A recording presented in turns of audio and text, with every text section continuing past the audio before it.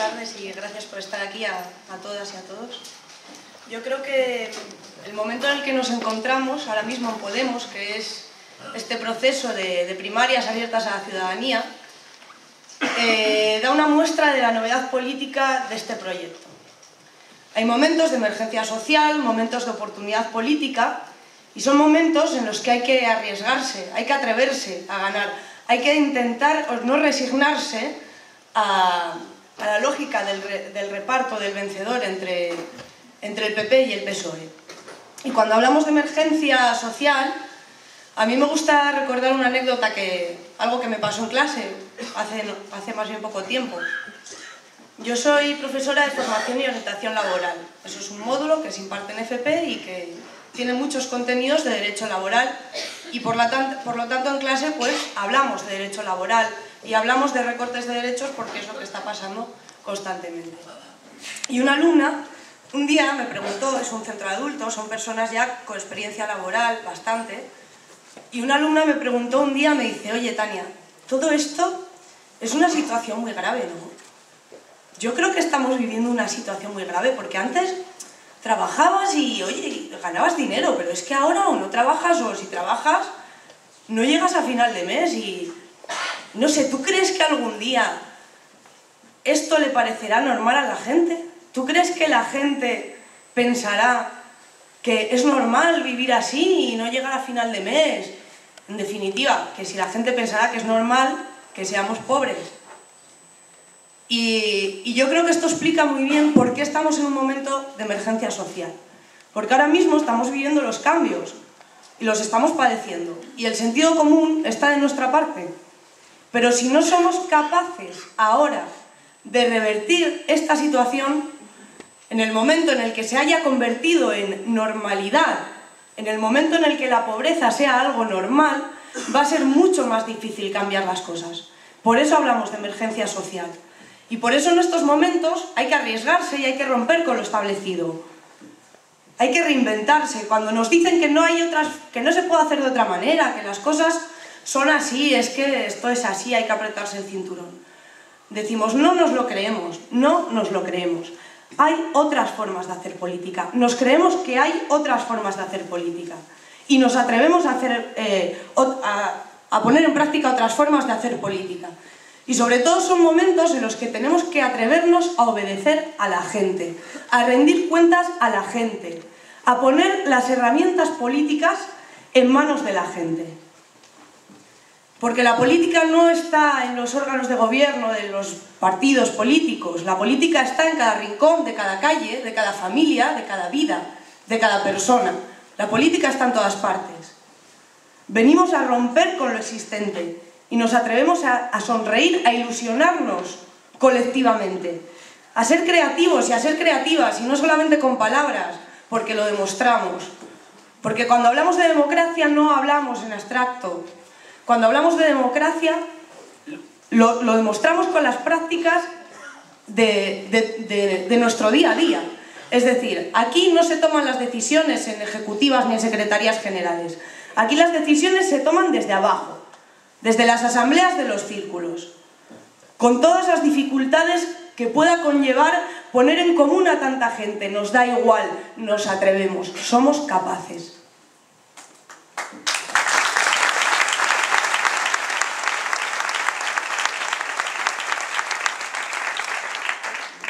Creemos en la lucidez política de la gente y creemos que la gente debe decidir quiénes sean nuestros candidatos y nuestras candidatas. Para mí personalmente es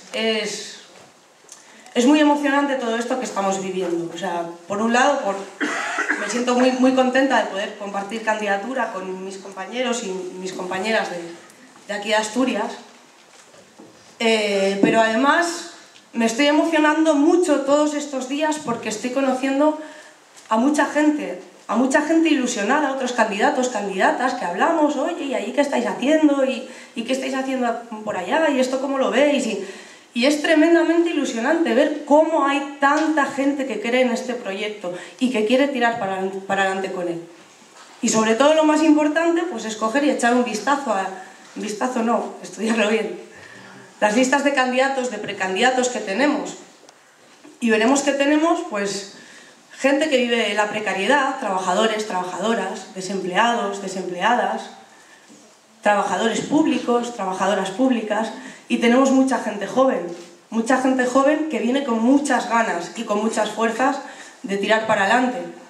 Tenemos activistas sociales, gente que lleva toda la vida peleando, tenemos sindicalistas y tenemos gente que se ha acercado por primera vez a la política a través de Podemos porque se siente ilusionada.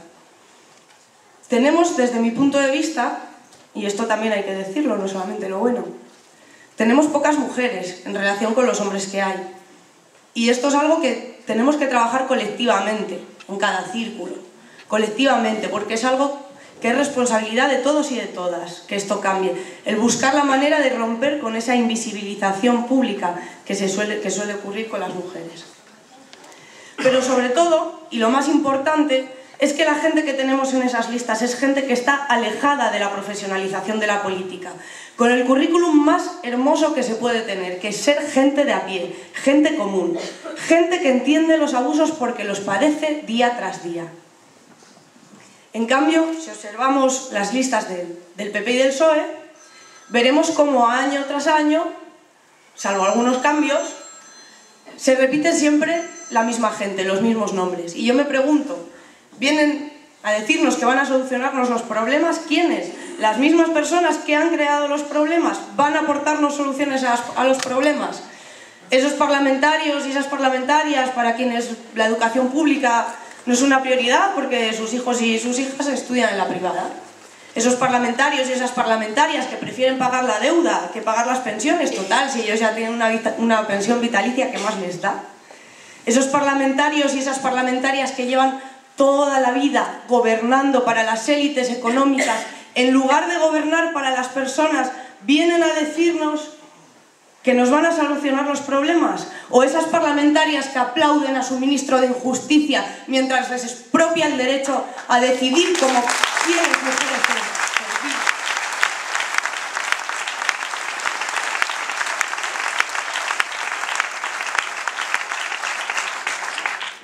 Pues no. No nos van a solucionar los problemas. Ya lo sabemos y ya lo sabéis y por eso estáis aquí. Todos ellos y todas ellas son la muestra de la indignidad frente a la dignidad de la gente que no se resigna, que sale a la calle a pelear por sus derechos, como ocurrió aquí hace pocos días, el 20 de marzo, en la manifestación de las empresas en crisis, donde salieron más de 15.000 personas aproximadamente a la calle a defender un trabajo digno.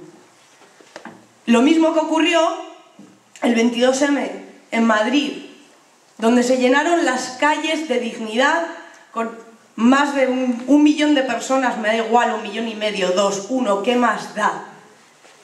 Las multitudes, la gente, la mayoría social estaba allí y si no estaba presente, lo tenía en la cabeza.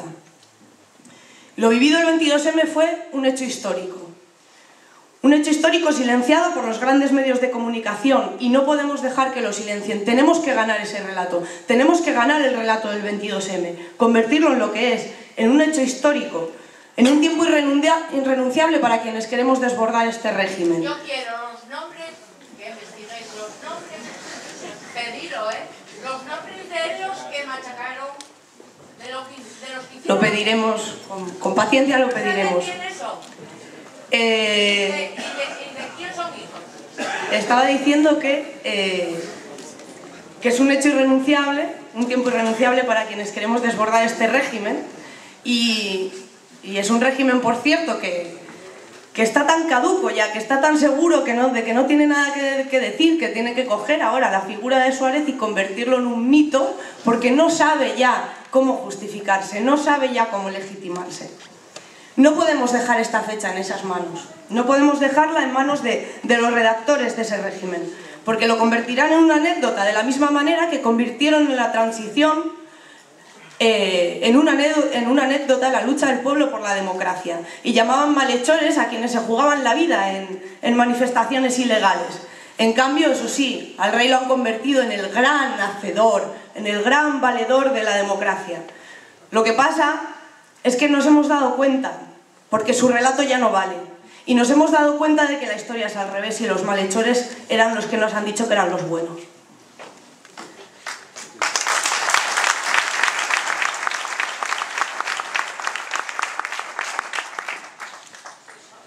La importancia del 22M es que demuestra la enorme fuerza que tiene la gente organizada.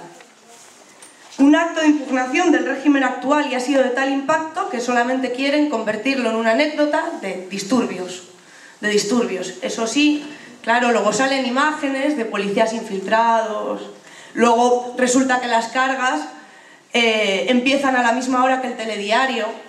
Resulta que los policías se pueden manifestar todos los días y cuando quieran para pedir más medios, para reprimir mejor, para herir más y mejor a la gente que sale a la calle a manifestarse por pan, trabajo y casa.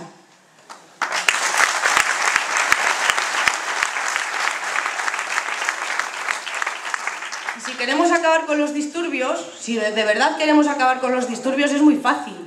Disolvamos la pobreza, disolvamos la corrupción, defendamos a la gente y no a los bancos.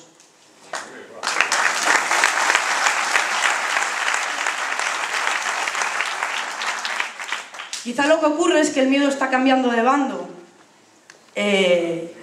Tanto temor a las tiendas de campaña el 22M que se iba a acampar y las barrieron, no quedó ni una, no debieron estar ni media hora allí.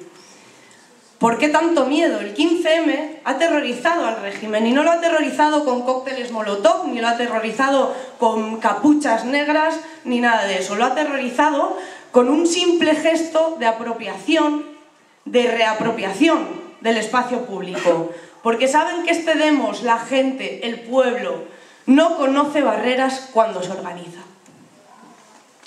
Una vez más tenemos que pensar en el desbordamiento, pensar en la manifestación más allá de la manifestación.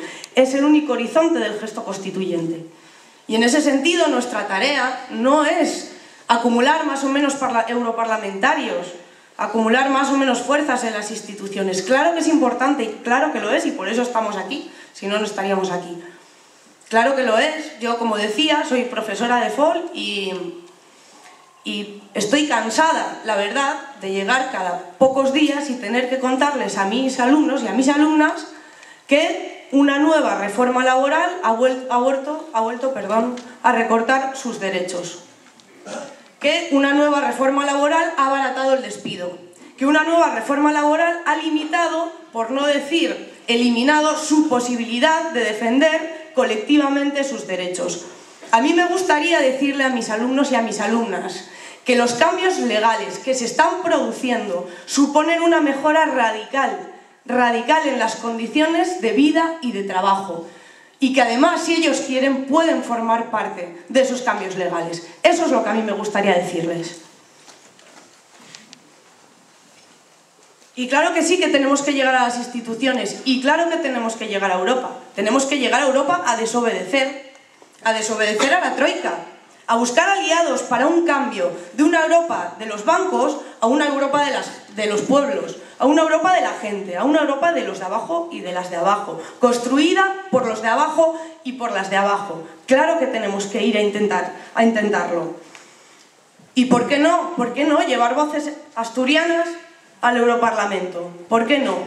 ¿Por qué no llevar voces que obedezcan al demos del que forman parte? Como decía Ripart, pues claro que sí, claro que podemos hacerlo. Sin embargo, como decía, no podemos limitarnos, nuestra única tarea no es esa, ni la más importante.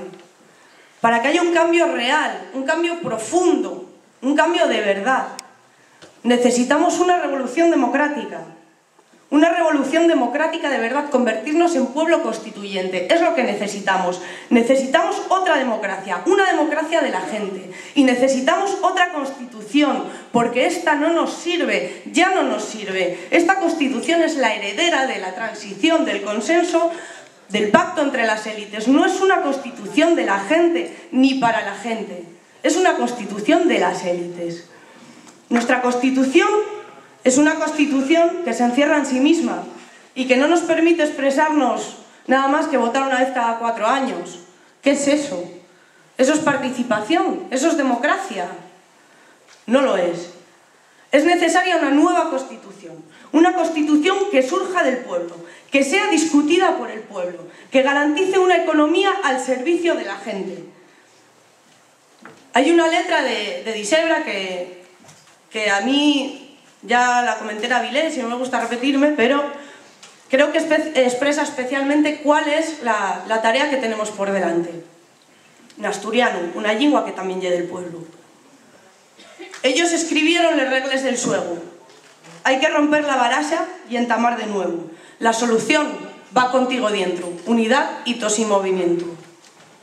En esta tarea de la unidad, del movimiento, del cambio, del proceso constituyente y de la revolución democrática, podemos solo pretender ser una herramienta más, porque entendemos que cada generación se merece una Constitución y la nuestra ya está impugnada por la historia.